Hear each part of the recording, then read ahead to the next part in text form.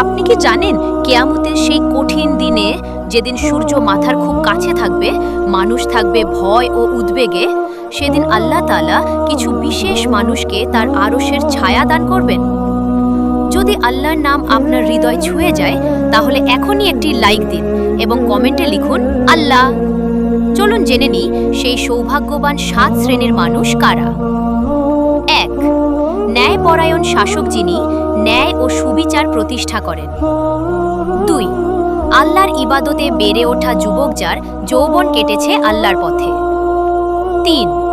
মসজিদের সাথে যার হৃদয় জড়িত, যে বারবার মসজিদের দিকে ফিরে আসে। 4. আল্লাহর জন্য ভালোবাসায় আবদ্ধ 2 ব্যক্তি, যারা শুধুই আল্লাহর সন্তুষ্টির জন্য একে অপরকে ভালোবাসে। 5.